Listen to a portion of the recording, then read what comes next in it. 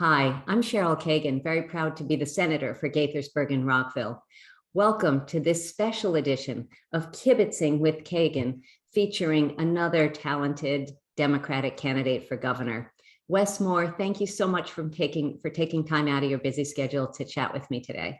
It is my joy to kibitz with you, Senator. Great to be with you. Thank you. We start off just offering you 60 seconds to tell folks about your background and why you're running for governor. Yeah, well, I'm running for governor because the future of Maryland is very personal. This is where I was born. It's where I came of age. It's where I built my career and fell in love. And we're raising our kids. And I know that while this is a remarkable state, it's also remarkably inequitable, and we can do better. And I think that coming out of COVID, we have seen that not only how are these disparities, not only were they exacerbated, but they were really exposed. And when you think about the fact that we have a unique moment, a generational moment to address generational challenges, I'm excited to have the opportunity to work with all of our Marylanders and lead us, into a new and a more prosperous and fair future for everybody. Super. Thank you. So now I've got a million questions and they are in different categories. We're going to start off with your childhood. Folks who have not read The Other Wes Moore, your book, may not know about your background. Why don't you talk about that, whether you had siblings, where you grew up and all that? Yeah, I was born down in Tacoma Park, Maryland, and my dad was actually a radio anchorman, radio television for WMAL. My mom was actually an immigrant, was born in Jamaica and came to this country as a child, and really built her life and her career here. I only have two memories of my father.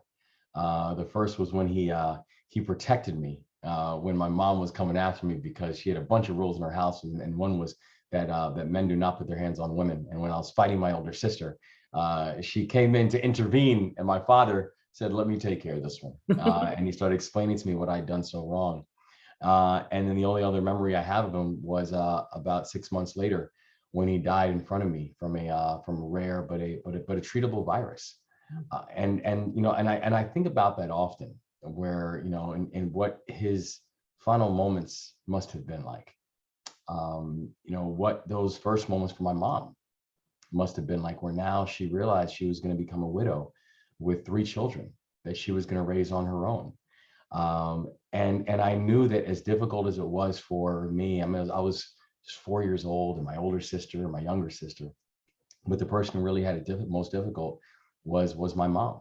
And I didn't even fully appreciate that and understand that until we stayed down here a couple more years. But she was having a really difficult time with the transition, understandably so. And finally, she called up my grandparents, and my grandfather was a minister in the South Bronx in New York, the first Black minister in the history of the Dutch Reformed Church. My grandmother was a school teacher for 27 years. And their house was barely big enough for them, but they figured out a way to make it big enough for all of us when my mom called and said she needed help. Amazing. So I hate to go from something that serious and traumatic to something more lighthearted, but did you have any pets growing up? I did, and I only come up with really big dogs. I mean, we had German Shepherds, we had Rottweilers, Pits. We just always had really big dogs around us. And the irony of them is that these were really big dogs, and they were very territorial. Yet at the same time, for example, maybe the biggest dog we had was this pretty ferocious German Shepherd, and the dog's name was Cushions. Okay. And the reason that he was named Cushions was because my baby sister got permission. It was her response. They said, "Okay, you get to name him." And when he first came out, he's a puppy, and he's very cute and very small and very fluffy. And he turned and she said, "I want to name him Cushions," without realizing the older dog that he would turn into. Right. So it'd be funny kind of walking around with people, and this dog is like snarling and growling, and we're like, Cushions, stop. So talk about yourself as a student when you were little.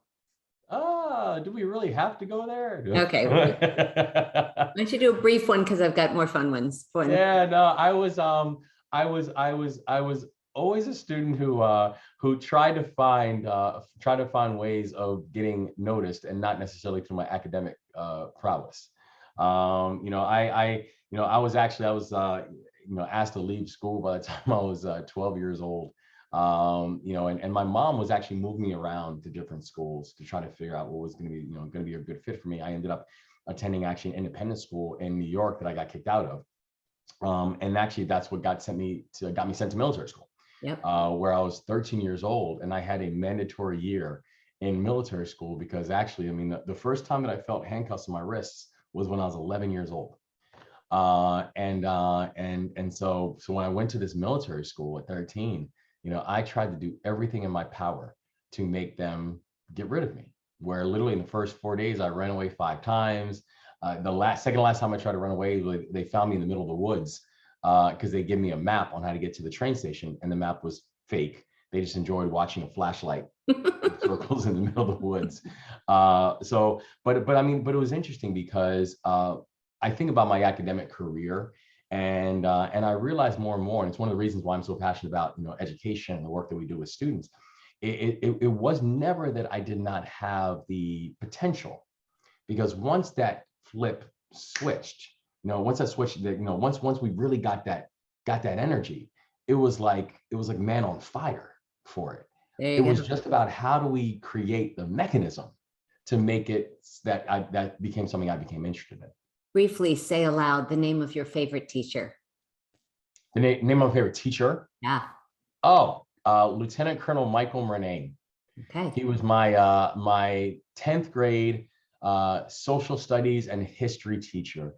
This was a man who made the Federalist Papers come alive. That's how good he was. Amazing. He was the one who first instilled in me a passion for government and an understanding of our nation's history. And frankly, my place and role in it, my family's place and role, my community's place and role. He was, and he still to this day is a dear friend. So he's my favorite teacher ever. Lovely. What was your favorite TV show as a kid?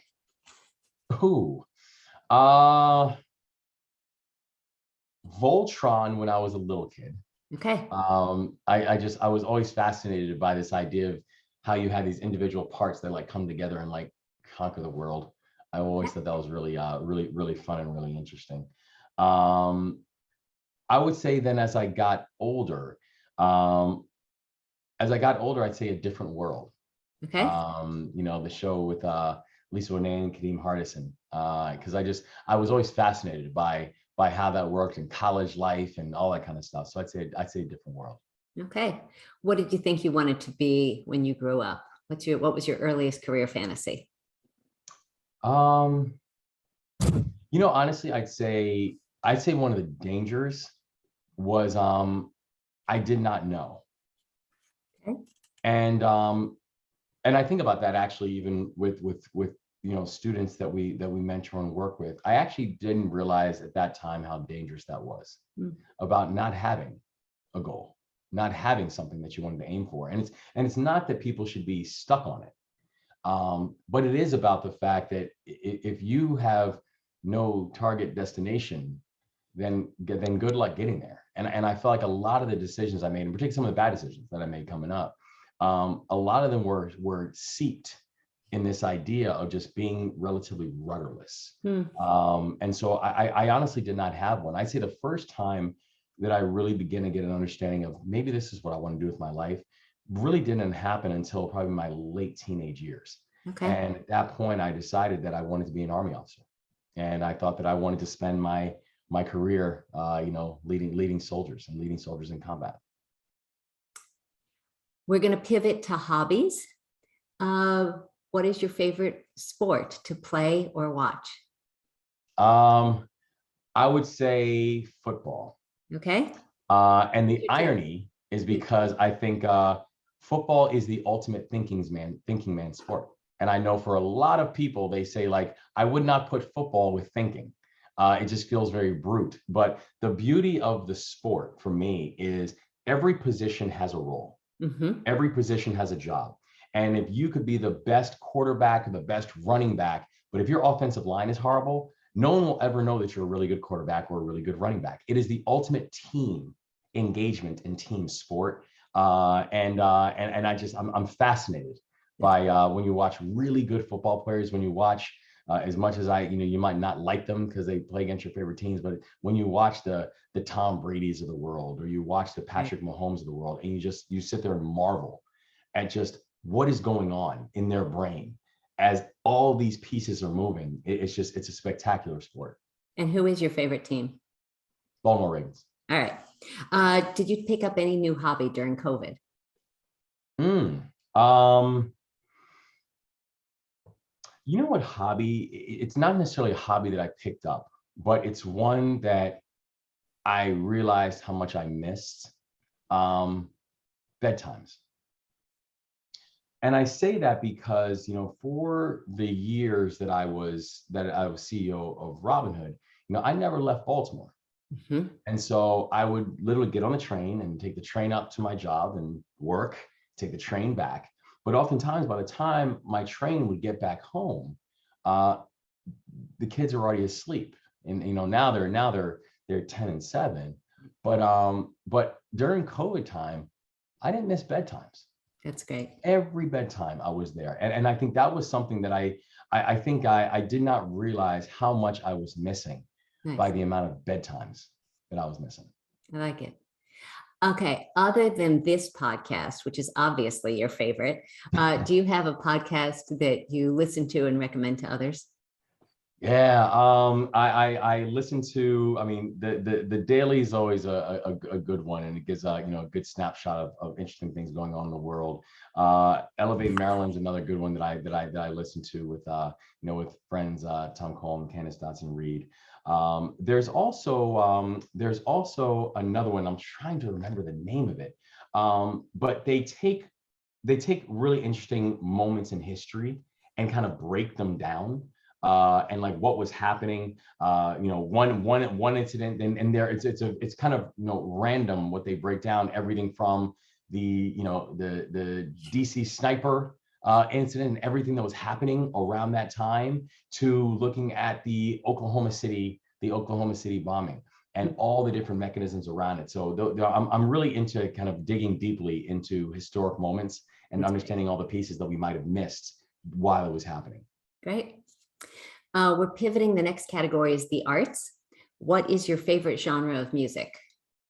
Oh, I think one of the interesting things about me, if you look at my playlist, it's maybe the most eclectic playlist that you'll ever find.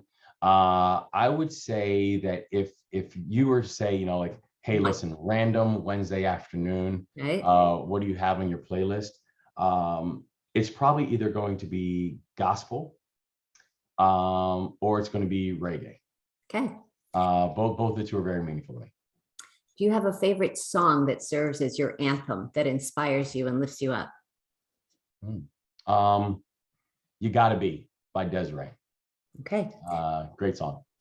What is your favorite arts venue in the state of Maryland? A place that you like to go to see concerts or theater?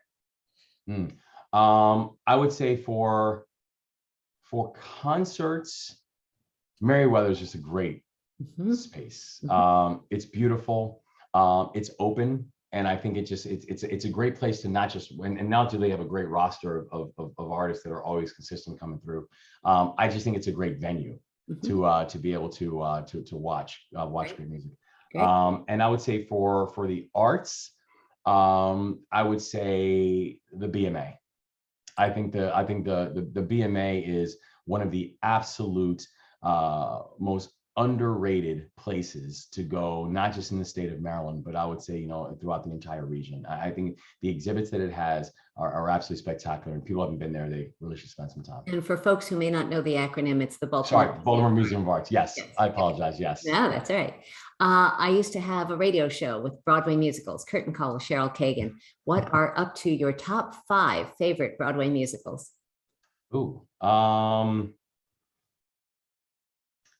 Hamilton is obviously right there in the top 5. And it's one that not only do I love, but it's one that you can bring your entire family to, and to have an amazing time. One of the initial kind of Broadway dates that I went on with Dawn was Once, which actually we ended up buying the soundtrack because it was really so beautiful and we had such a great time. And then I would say South Pacific. Okay. That I remember watching that with my little sister as we were growing up, and then having a chance to then see it on Broadway was pretty remarkable. You're gonna wash that man right out of your hair and send him on his way. Send him on his way. Some of us have done that. Wes, is there a book that has been meaningful, had a meaningful impact on your life? Oh God, so many. I mean, God, it's tough to even say where to begin on that. Then maybe the place I'll begin is maybe the book that taught me to fall in love with reading, and that was Fab Five. Nice. It was a basketball book. I was really into basketball, not really into reading. My mom got a copy of the book called Fab Five from the public library, and it was the thing that just completely set me off and had me fall in love with. But now, literally to the point is, you will not find me with a book almost at any moment. And it was Fab Five. That was the spark. Fantastic. Okay, so Wes, the next category is personal. So what is the biggest risk you've ever taken in your life? Ooh. It's an interesting question because I think there's probably a lot of things that people will say were pretty risky, but I didn't see them as much. I actually probably say I had college scholarship offers to play basketball in college. I was a pretty good high school basketball player, and I remember having conversations with my high school coach and thinking about it. And I was actually committed to head off to another school. And I told him, I said, I'd like to join the Army. And he was like, and I was like, so who should I talk to this place about ROTC? And he's kind of like, you can't do ROTC and also play college basketball, because like, what do you do during the season when you're traveling your games? And I decided at that moment that I was like, well, I think I'd like to put a preference on joining the Army. And I ended up joining the Army, doing ROTC, et cetera. And I still played college basketball and college football at Johns Hopkins once I started off at junior college, then transferred. But it was pretty risky. And I think for a lot of people, they're like, listen, you have a chance to get a college scholarship to go play basketball. I mean, that's like every high school basketball player's dream. Right. And I opted against it because I wanted to lead soldiers. Okay. Briefly, have you ever broken a bone? And yes. And I'm sorry to see yours. I know, me too. Thanks. First bone that I broke was my ankle. Okay. And it was actually playing football. And a very quick true story about that was I had a talent show. Very quick, I had a talent show. Was wearing a cast. I didn't know my mom was going to come to the talent show. But she came to the talent show, and then she came to the talent show and saw me breakdancing on my cast, where literally there was smoke coming from it. People were cheering like crazy because there's smoke coming from my cast. They thought it was like an illusion. It wasn't. It was just me breaking through my cast, and I got in trouble for it afterwards. Oh, I bet you did. What is your favorite tech gadget or platform, not counting your phone? Good question. I would say my favorite tech gadget. That's so interesting because I'm not really a techie. Okay, we'll skip it. What was do you speak any language or languages other than English? I do. I speak Spanish pretty well. And I actually have been conversational, even though I feel like every day I lose it, both Arabic and Xhosa. And Xhosa is the official language, one of the official languages of South Africa. Fantastic. Love it. What was the first car you ever owned, and how old were you? It was a Jeep Cherokee. It was when I was a college freshman. Okay. And my mom made a deal with me when I was a freshman in high school. She said, if you get a college scholarship, I'll buy you a car. I totally forgot that she'd made that deal with me because I think she thought I would never get a college scholarship. And I did. I got an ROTC scholarship. They paid for all my college. Yeah. And she showed up one day when I was up at college, and I was walking her back to the parking lot, and we walked to this car, and I was like, where's your car? And she says, mine's over there. And she says, yours is over here. Oh, great story. Great story. Tell us about your first crush or first love. I'd say my first crush was probably 14, I guess. 14 years old, 13 years old. Actually, no, that's right. I think it was 13. It was actually a girl who was in 2 classes ahead of me at school, and we sat on the bus together because we both had to take buses to get to school. And she was so cute, and she was always so nice to me when not everybody was. So I always appreciated it. Something important you learned from one of your parents. Everything. I mean, that's actually a good answer. I mean, everything. I mean, I know we have to be quick. So I'll go on and on about the things I learned from my mom. My mom is a saint to me. Yeah. And I think that I remember even having conversations even after my dad died, saying that I thanked him for marrying my mom, because that was the greatest gift that he could have given to us. But I think one of the most powerful things that I got from him, even my time there, was my name.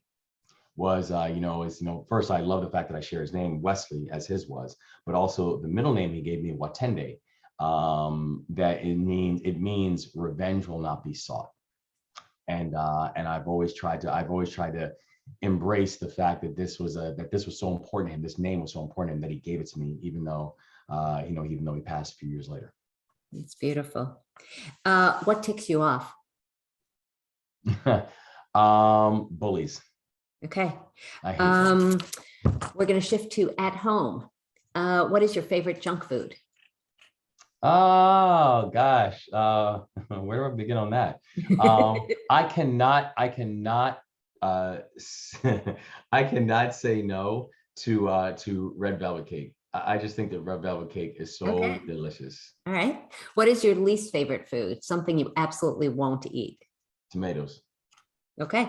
And straight tomatoes, but like sun-dried, I'm good. Tomato sauce, good. All that straight sliced tomatoes, can't do it. Not your thing. All right. What is something you cook really well? Jamaican food. Nice. Okay. Yeah. What is your least favorite household chore? Washing the dishes. Okay. I love cooking. Can't do the washing the dishes part. Okay. God forbid your house is on fire. Other than people and pets, what would you hope to save? Ooh. My grandfather's shawl, which is sitting in my office right here, and it's a shawl that he got after he first became a minister, and it's one of my most cherished possessions. Nice. We're shifting now to travel. What is the best vacation you've ever taken? I would say the best vacation is when Dawn and I had a 3-day layover in Iceland. Nice. And I think it was the best because it was the least, we didn't know what to expect. It's Iceland. It's like, I don't know what to expect in Reykjavik, but it was amazing how much fun we had in Iceland. That's so great. I'd say Iceland was a great trip. What is a favorite Maryland place that you've discovered on the campaign trail? I'd say that I discovered on the campaign trail. I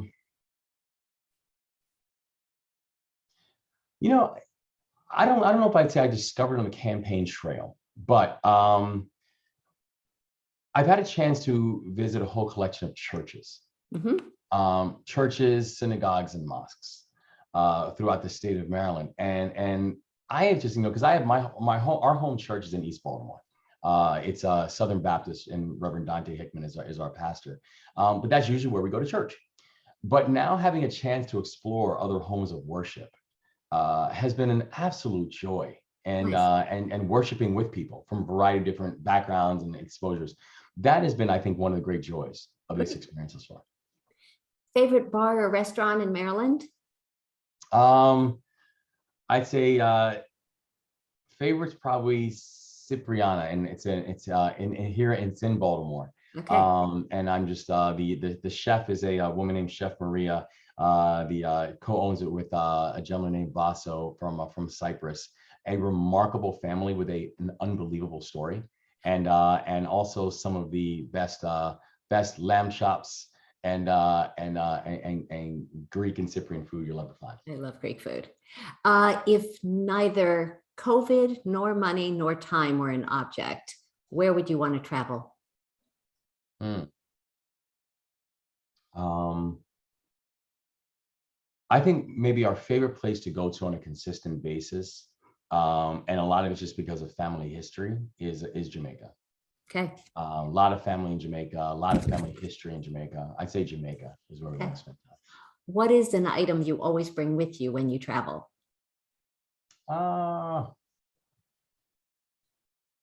Books.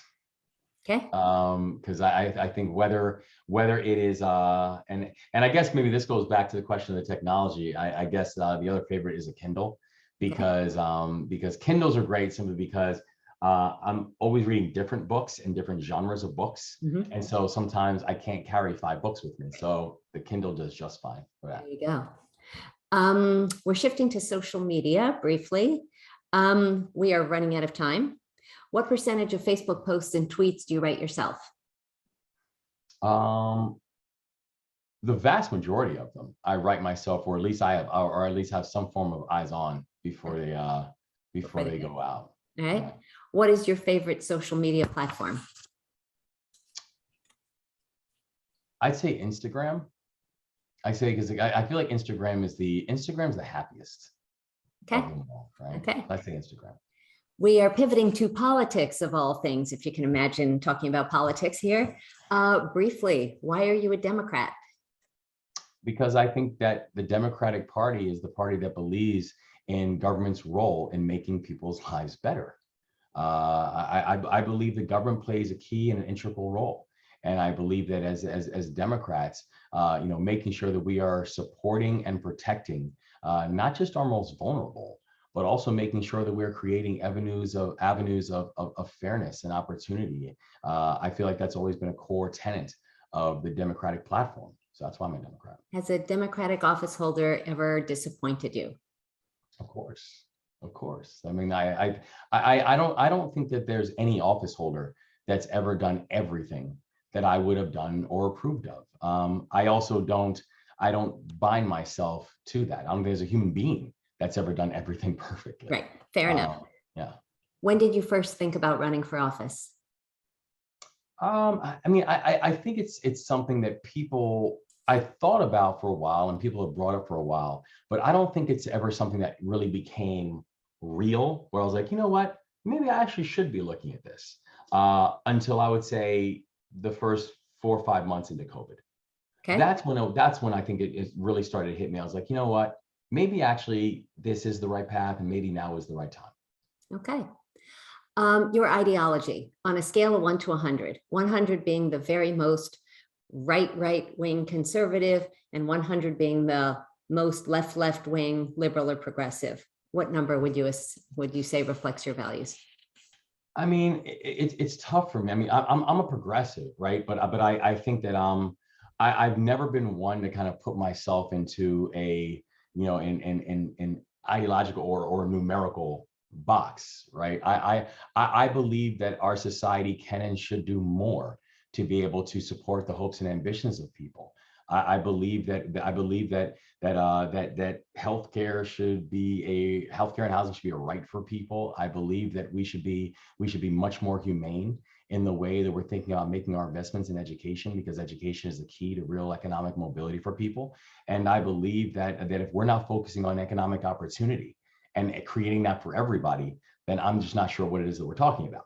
Right. So, I mean, it's difficult for me to put myself into a number, because I just feel that, there's anyone who I think swallows everything whole heart without having that tension, I just believe isn't trying hard enough.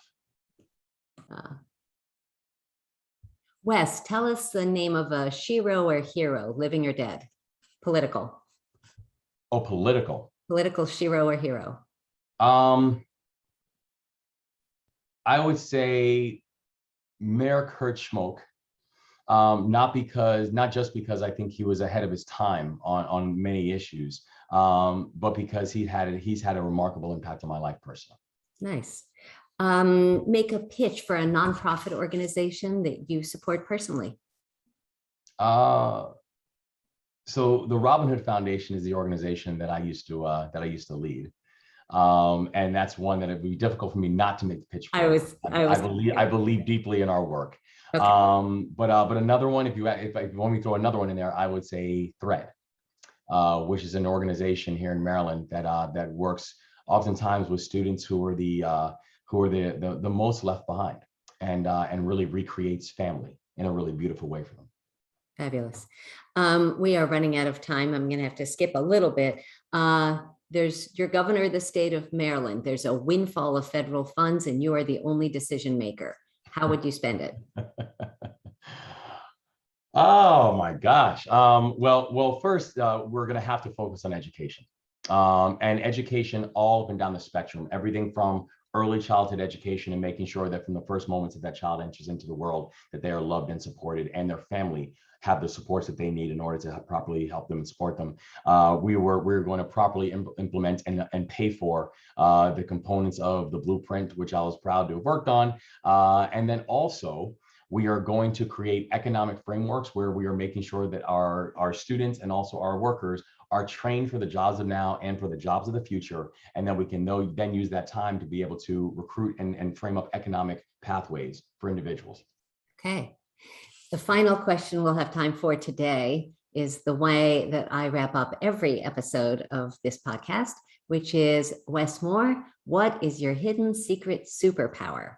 What is something that you are particularly good at that most folks can't do?